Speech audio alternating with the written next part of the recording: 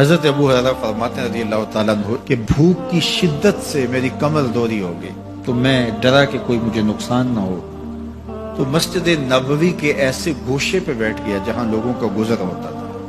میرا خیال یہ تھا کہ کوئی شخص مجھے دیکھے گا اور دیکھ کر کے پہچان جائے گا کہ مسئلہ کیا ہے، لیکن جو بھی گزرتا سلام کر کے چلا جاتا، شاید اسے جلدی ہوتی، یا پھر ہستی پلکوں کے نیچے غم بھی پلتے ہیں، مگر کون دیکھتا ہے اتنی گہرائی میں۔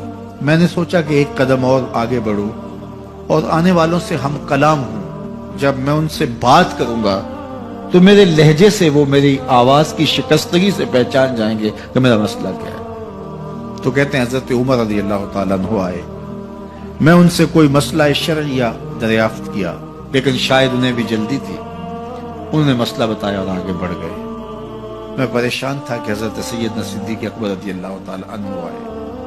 میں نے ان سے بھی قرآنی آیت کے بارے میں سوال کیا، لیکن وہ بھی جلدی میں تھے اور انہوں نے بس آیت بتائی اور آگے گزر گئے۔ تو فرماتے ہیں کہ میں ایک عجیب کیفیت میں مبتلا بیٹھا تھا کہ ایک جانب سے روشنی اٹھی اور دل و قلب و نگاہ کا مرشد اولین آ گیا۔ تو کہتے ہیں حضور آ گئے، تو چونکہ میری عادت بنی ہوئی تھی کہ میں ہر آنے والے سے مسئلہ ہی پوچھ رہا تھا، تو میں نے حضور سے بھی مسئلہ پوچھ لیا۔ تو حضور نے میری جانب دیکھا اور پھر زیر لب مسکراتے ہوئے بولے، ابو ہریرہ بھوک لگی ہوئی ہے؟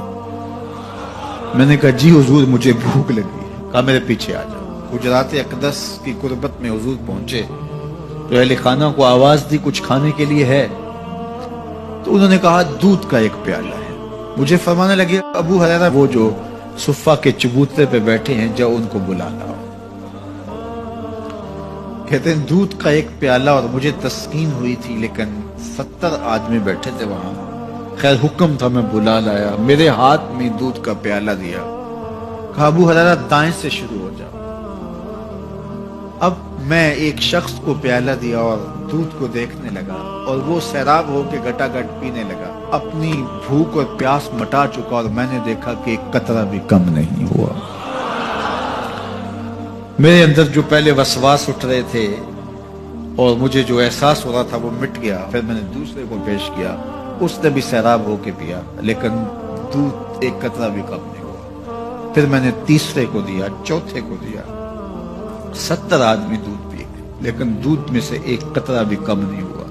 لگتا تھا رب نے اس دودھ کا تعلق حوض کوثر سے جوڑ دیا۔ تو حضور نے فرمایا ابو ہریرہ؟ میں نے کہا جی حضور۔ فرمایا کون باقی؟ میں نے کہا حضور ایک آپ باقی اور ایک میں باقی۔ تو فرمایا اب تم پیو۔ تو کہا کہ میں نے دودھ پیا اور خوب سیراب ہو کے پیا۔ حضور نے فرمایا اور پیو۔ میں نے اور پیا۔ پھر فرمایا اور پیو۔ میں نے کہا مجھے قسم ہے اس ذات کی جس نے آپ کو حق کے ساتھ مبعوث کیا ہے، میرے میں ایک قطرے کی گنجائش بھی نہیں ہے۔ حضور نے میرے ہاتھ سے دودھ لیا اور خود نوش جاں کرتے ہوئے فرمایا ساقی القوم آخرہم شربا، قوم کا جو ساقی ہوتا ہے وہ آخر میں پیتا ہے۔ تو دودھ کا ایک پیالہ 72 لوگوں کے لیے کافی ہو گیا۔ یہ صحیح حدیث کے اندر حضور کا معجزہ موجود ہے، آپ نے بارہا علماء سے سنا۔ لیکن اس تربیتی عمل سے بھی کبھی غافل نہ ہونا کہ 2 جہاں کا سردار ہے اور 71 آدمیوں کا جوٹا نوش جاں کر رہا ہے۔ آج جب دولت پھیل رہی ہے، لوگوں کے پاس وسائل زیادہ ہوتے چلے جا رہے ہیں، تو ان کو ایک دوسرے سے گھن آنا شروع ہوتی ہے، برتن الگ ہوتے چلے جاتے ہیں۔